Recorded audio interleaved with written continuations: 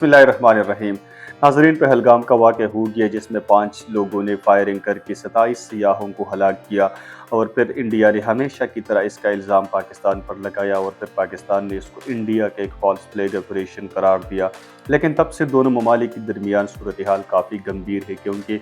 दोनों ममालिक के दरमियान बॉर्डर भी बंद है, फ़ज़ाई हदूद भी बंद हो गई हैं, तिजारती ताल्लुकात भी मुनक़ता हो गए हैं और एक दूसरे के सफारतकार भी निकाले गए हैं। लेकिन मीडिया ने इस सूरत हाल को मज़ीद खौफनाक और गंभीर बनाया है, क्योंकि बाज़ लोगों की तरफ से खबरें आ रही हैं, तज्ज़ियाकार तज्ज़िये दे रहे हैं कि इस बार इंडिया और पाकिस्तान के दरमियान एक न्यूक्लियर जंग होगी और न्यूक्लियर वेपन्स पर हाथ रखे हुए हैं और चंद सेकंड में इसके बटन दबाने वाले हैं। दूसरी तरफ पे बाज़ लोग ये भी खबरें दे रहे हैं कि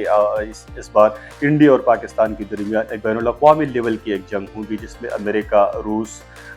यूरोप और इसराइल इंडिया के साथ खड़े होंगे और चाइना पाकिस्तान के साथ खड़ा होगा। तो नाज़रीन, इसमें हकीकत कितनी है और फिर मीडिया की गैर ज़िम्मेदारी का मुज़ाहरा क्यों कर रहा है? तो सबसे पहले न्यूक्लियर पॉइंट पर आते हैं। तो क्या वाकई इंडिया और पाकिस्तान के दरमियान एक न्यूक्लियर जंग होगी? तो नाज़रीन, जो लोग ये खबरें दे रहे हैं कि इंडिया और पाकिस्तान के दरमियान एक न्यूक्लियर जंग शुरू होने वाला है, तो या तो इन लोगों को तारीख़ का पता नहीं है और या इनको पता है लेकिन क़स्दन ये लोगों में खौफ व हरास फैला रहे हैं।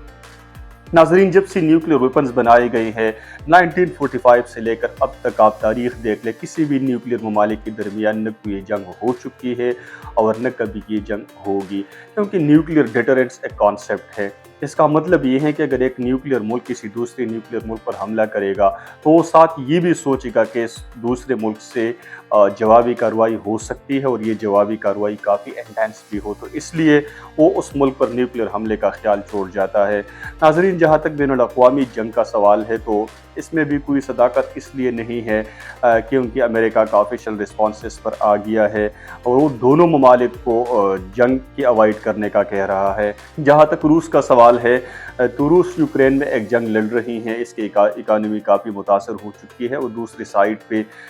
इसके चाइना के साथ बहुत अच्छे ताल्लुकात है और फिर पाकिस्तान और चाइना के बहुत अच्छे ताल्लुकात है, तो इसलिए रूस इस जंग में इंडिया के साथ खड़ा नहीं होगा। यूरोपियन यूनियन ने भी न्यूट्रलिटी का मुज़ाहरा किया है और जहाँ तक इसराइल का ताल्लुक है तो इसराइल गज़ा में एक जंग लड़ रही हैं और इसलिए वो इंडिया के साथ खड़ा नहीं होगा। नाज़रीन, तो इस पूरी सूरत हाल में मीडिया को चाहिए कि रिस्पॉन्सिबिलिटी का मुज़ाहरा करे।